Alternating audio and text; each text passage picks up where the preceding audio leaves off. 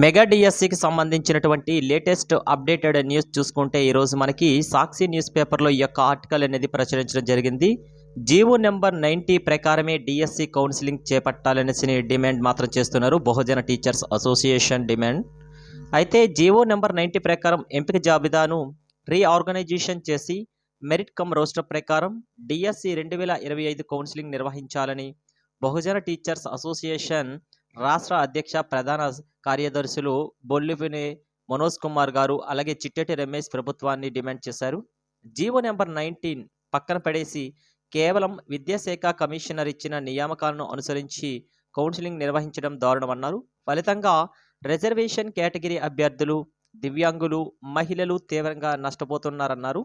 కూటమి ప్రభుత్వం రిజర్వేషన్ల వర్గాల వారికి తీవ్ర అన్యాయం చేసిందన్నారు. అయితే ప్రజెంట్ చూసుకున్నట్లయితే మనకి జీవో నెంబర్ 90నే పక్కన పెట్టారని, అలాగే జీవో నెంబర్ 77 ప్రకారం కూడాను క్లారిటీగా ఈ యొక్క రిజర్వేషన్లు అమలు కాలేదని కూడాను చాలామంది అభ్యర్థులు అయితే ఆవేదన వ్యక్తం చేయడం జరిగింది. అయితే ఆల్రెడీ మనకి వెబ్ ఆప్షన్స్ కౌన్సిలింగ్ అనేది ఆల్రెడీ అయిపోయింది నిన్నటితో. అయితే ఈరోజు కానీ రేపు కానీ వాళ్ళకి ఏ స్కూల్స్ ఎలర్ట్ చేశారనే ఇన్ఫర్మేషన్ మాత్రం వాళ్ళకి సెండ్ చేయడం జరుగుతుంది. కాబట్టి ఎవరెవరైతే ఈ యొక్క ట్రైనింగ్ కంప్లీట్ చేసేసుకున్నారో వాళ్ళు ఒక యాప్ అనేది వాళ్ళు ప్రజెంటేషన్ చేశారు. ఆ యాప్ ఏంటంటే, ఆ యాప్ నేమ్ చూసుకున్నట్లయితే లీప్ యాప్లోనే వారికి పోస్టింగ్ ఆర్డర్స్ అనేది ఇస్తామని చెప్పడం జరిగింది. అయితే ఈ నెల 13వ తేదీ నుంచి అయితే బడులకు కొత్త టీచర్లు అనే ఈ యొక్క ఆర్టికల్ అనేది మనకి ఏబిఎన్ న్యూస్ పేపర్లో ప్రచురించడం జరిగింది. మెగా డిఎస్సిలో ఉద్యోగులు సాధించిన కొత్త ఉపాధ్యాయులు ఈ నెల 13 నుంచి పాఠశాలలో విధులకు హాజరవుతారని పాఠశాల విద్యాశాఖ డైరెక్టర్ వి విజయరామరాజు గారు అయితే చెప్పడం జరిగింది. అలాగే శుక్రవారం ఆర్జేడీలు, డిఈఓలు, ఇతర అధికారులతో వెబ్ఎక్స్లో నిర్వహించారు.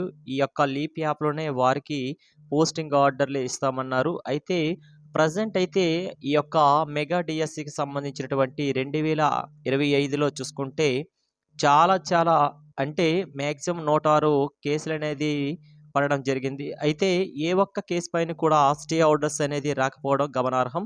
అయితే ప్రతి ఒక్కరు కూడాను వెయిట్ చేస్తున్న విషయం, ఆల్రెడీ మనకి ప్రీవియస్గా 2 days బ్యాక్ మనకి విద్యాశాఖ మంత్రి అయిన నారా లోకేష్ గారు మనకి ఈ మంత్ ఎండింగ్లోనే అంటే అక్టోబర్ ఎండింగ్లోనే టెట్ నోటిఫికేషన్ వచ్చే ఛాన్సెస్ ఉంది. అలాగే నవంబర్ చివరి వారం కల్లా కూడాను ఈ యొక్క టెట్ యొక్క ఇన్ఫర్మేషన్ టోటల్గా మనకి ఎగ్జామ్స్ కండక్ట్ చేసి 45 డేస్లోనే మనకి నెక్స్ట్ రిజల్ట్ అనేది వస్తుంది. డిఎస్సికి సంబంధించినటువంటి నోటిఫికేషన్ జనవరిలో వచ్చే అవకాశం ఉంటుంది. అలాగే స్పెషల్ డిఎస్సికి సంబంధించిన 2260 పోస్టులు కూడాను రిలీజ్ చేయడం జరుగుతుందనేసి మనకి విద్యాశాఖ మంత్రి గారు అయితే మనకి వెల్లడించడం జరిగింది.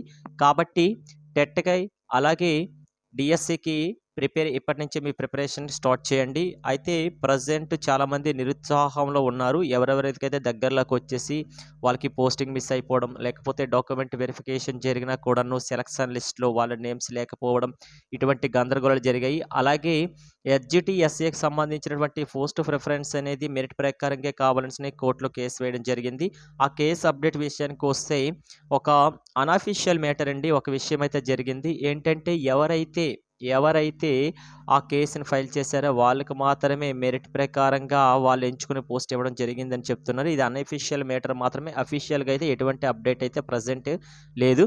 కానీ 106 కేసులు కూడాను అవన్నీ కూడాను పట్టించుకోలేదు. అయితే ప్రజెంట్ అయితే నియామకాల ప్రక్రియ కూడా కంప్లీట్ అయిపోయింది. వాళ్ళు 13వ తేదీ నుంచి జాబ్స్లోకి వెళ్ళిపోతున్నారు. అయితే ప్రజెంట్ చూసుకున్నట్లయితే మీరు బాగా టెట్ పైన కాన్సన్ట్రేషన్ చేయండి. ఎందుకంటే ఈసారి డిఎస్సిలో చూసుకున్నట్లయితే టెట్ వెయిటేజ్ చాలా ప్లస్ పాయింట్ అయ్యింది చాలామందికి కూడాను. కాబట్టి